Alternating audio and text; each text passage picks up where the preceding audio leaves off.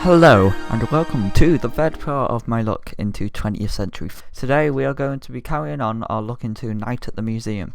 This time we are going to look at the target audience and some of the theories which follows it. The Night at the Museum is aimed at a younger audience, aged about 13 years old. As the people who are watching this film are about 13 years old, the film is going to have to promote to them. The typical 13-year-old would watch children's TV like CBBC or CITV. They would most likely play some kind of games console. They would most likely eat McDonald's and drink Coca-Cola. The Night at the Museum would most likely have a 50-50 split between males and females.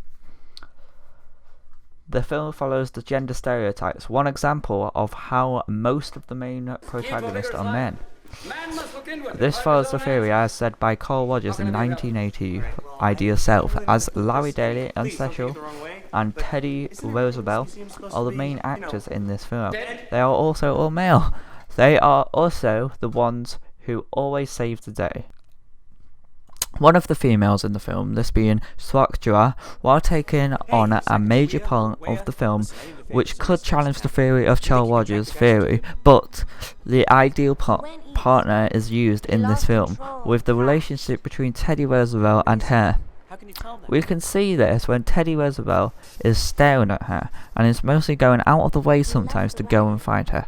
This film also uses Claude Levi-Strauss theory, as in this film the main binary opposition is old versus young. Both sides are male, so this could be seen as stereotypes for males to be fighting against each other, and the females in this film are mostly taking a back seat and letting the men do all the fighting. Lastly, a big theory for this film is Richard Dyer's star personnel for Ben Stiller, as he usually takes part in a lot of comedies films, making so when people see his name on this film, they'll most likely go and see it.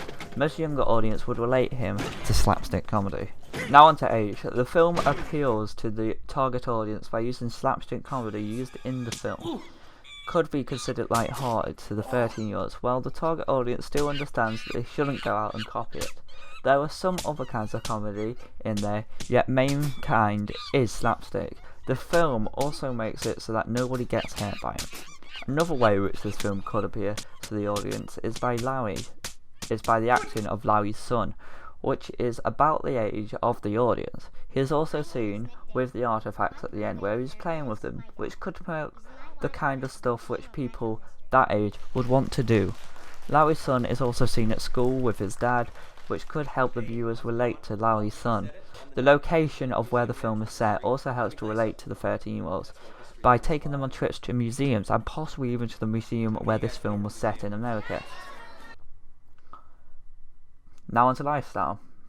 The audience which are most likely going to go and see this film are most likely going to be living in the city. The stuff which goes on inside the film is mostly relatable to settled suburbans, as they would most likely have kids to take to the cinema and go and watch the film. Lifestyles will most likely the parents will have jobs and be earning. We can tell the audience would fit into settled suburbans, as in the film we see Larry in his own home. We also see him by the end of the film getting a settled job, which is what most settled suburbans will almost likely be. We can also see Larry is trying to break through into a lifestyle and trying to invent some of his own tech, in this case it being the snapper. Now on to spending power. The audience in this film would have an NRS social grade of C, NRS in this case meaning National Relationship Survey, which would mean that they have started to settle down and started buying a home and got kids. This would mean that they would be on the social status, they would have a C1/B. This also means that they would have a decent income, which would most likely be enough for them to go out to the cinema and buy tickets for the film. This could even mean that they might even go on and buy the DVD or Blu-ray once it's released. They might even have some merchandise for their kids, like posters or clothing. Join me next time where we will be diving into advertising. Until then, see you.